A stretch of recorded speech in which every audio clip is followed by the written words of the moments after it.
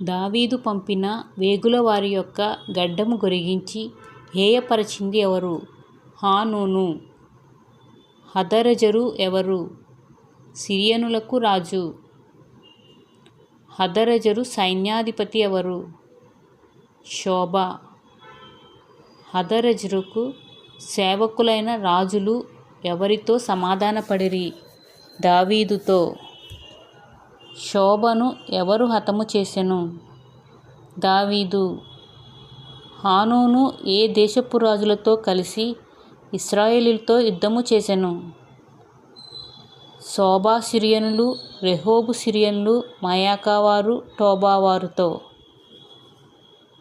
అమ్మోనీయులు సిరియనులతో యుద్ధము చేసిన దావీదు సైన్యాధిపతి ఎవరు? యోవాబు, అబీషై. యోవాబు సహోదరుడు ఎవరు? అబీషై.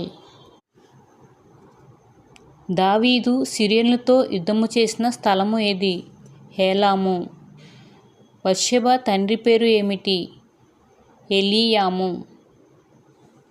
ఊరియా భార్య పేరు ఏమిటి? బత్షెబ.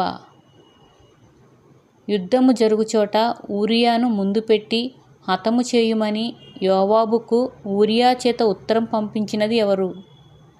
దావీదు. యెరుబ్బెషెతు కుమారుని పేరు ఏమిటి?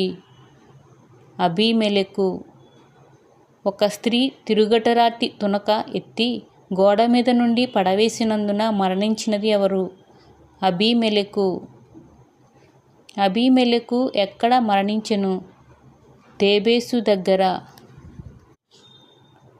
బత్షెబను వివాహము చేసుకున్నది ఎవరు? దావీదు. ఏ విషయములో దావీదు చేసినది దేవుని దృష్టికి దుష్కార్యముగా ఉండెను? ఊరియాను హతమొందించుట. దావీదు దుష్కార్యం చేసినప్పుడు దేవుడు పంపిన ప్రవక్త ఎవరు? నాతాను. ఒక గొర్రెకు ప్రతిగా ఎన్ని గొర్రెలు ఇవ్వవలెనని దావీదు నాతానుతో అనెను? 4 గొర్రెలు. దేవుని మాటను తృణీకరించి ఆయన దృష్టికి చెడుతనము చేసితివేమి అని దావీదును ప్రశ్నించినది ఎవరు? నాతాను.